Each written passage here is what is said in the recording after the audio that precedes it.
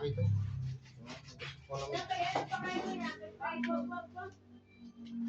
Rebay, boss ma. Malamang. Ano, Ano mga isda. ano mo, marinate.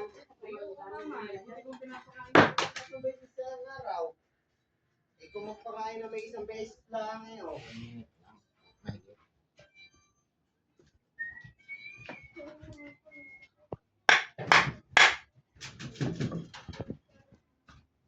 Stop.